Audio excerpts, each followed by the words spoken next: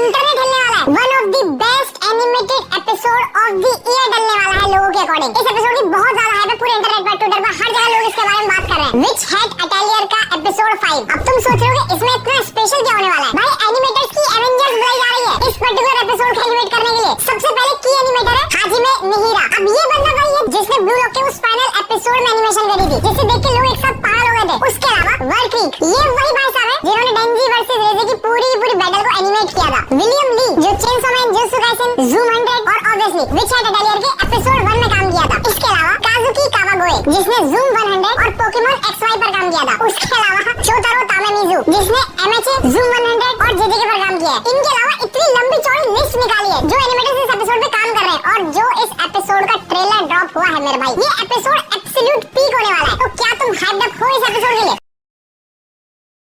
इन सारे फेमस लोग और सेलिब्रिटीज के फेवरेट एनीमे कौन से हैं? Let's find out. सबसे पहले इलॉन मस्क, इन्होंने कई बार मेंशन किया कि इनका ऑल टाइम फेवरेट एनीमे है your name. Next is I show speed and इसका फेवरेट एनीमे तो सबको पता है, वन पीस। इसके बाद बिली आइलिश एंड इनके एक नहीं बल्कि मल्टीपल फेवरेट्स हैं, जैसे जोजो जिसका इन्होंने कॉस्प्ले तक करा है और साथ ही अटैक ऑन टाइटन और स्पिरिटेड अवे। अब आते हैं मिस्टर बीस्ट एंड उनका फेवरेट एनीमे है Naruto. Next Keanu Reeves aka John Wick and इनका फेवरेट एनीमे है काउबॉय बीबॉप। फिर लियोनार्डो डिकैप्रियो एंड इनके फेवरेट है स्पिरिटेड अवे और Princess Mononoke. Next up Kanye West और उनका फेवरेट है the OG Akira. Next John Cena और उनका फेवरेट है Fist of the North star. And finally Michael B Jordan जो ड्रैगन बॉल जी के बड़े फैन हैं। नाउ ये था पार्ट 1 एंड अगले पार्ट में और सेलिब्रिटीज के बारे में बात करेंगे, so follow me for that.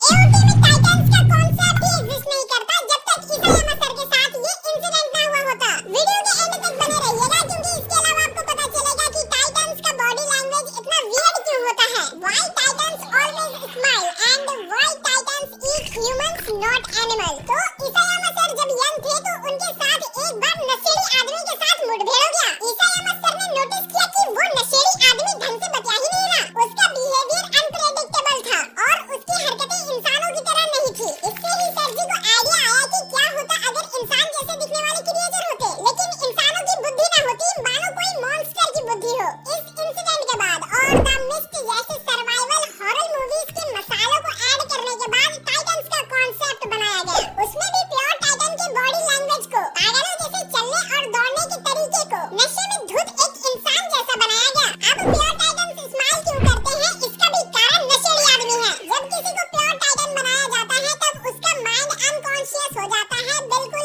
एक नशेड़ी की तरह, मतलब कि उसका कोई कंट्रोल नहीं होता और ट्रांसफॉर्मेशन होते समय जैसा फेस पे एक्सप्रेशन होता है वैसे ही एक्सप्रेशन के साथ टाइटन बनता है। डायना को ही ले लो जो टाइटन बनते समय स्माइल कर रही थी तो वो स्माइलिंग टाइटन बन गई। दूसरे कंडीशन में जब भी कोई चीखते चिल्लाते हुए टाइटन बनता है तो वो टाइटन भी क्रीपी स्माइल के साथ बनता है। नेक्स्ट, असल में टाइटंस को भूख नहीं लगती, नहीं तो एनिमल्स को ही नहीं खा लेते। दरअसल पता नहीं उन्हें कैसे पता होता है कि अगर उन्हें वापस इंसान बनना है तो कोई टाइटन शिफ्टर को खाना होगा और इसी खोज में टाइटंस ह्यूमंस को चबाते फिरते। एनीमे में मुजान का ये औरा फार्मिंग वाला मोमेंट तो पता ही होगा जब वो कगाया को मारने के लिए उसके मेंशन पर आया था। लेकिन ये जानकर तुम शॉक हो जाओगे कि ऑफिशियल मांगा में ऐसा कुछ था ही नहीं। मांगा में मुजान बस अचानक कगाया के सामने खड़ा था, लेकिन जब इसे एनिमेट किया जा रहा था तो इनके मेकर्स ने मुजान की लेजेंडरी औरा फार्मिंग वॉकिंग सीन को क्रिएट किया था। और तुमने नोटिस किया होगा कि जब मुजान चलता है तो उसके साइड से धुएं निकलते हैं। दरअसल वो मुजान का औरा नहीं बल्कि मेंशन के चारों ओर विस्टेरिया फ्लावर्स के होने के कारण मुजान के फ्लैशेस जलने के कारण वो धुआं निकल रहा था। लेकिन जिस पेड़ से वो जल रहा था उससे कई ज्यादा गुना से वो अपनी बॉडी को रिजनरेट कर रहा था। तो क्या तुम्हें ये फैक्ट पता था? कमेंट बॉक्स में बताइए।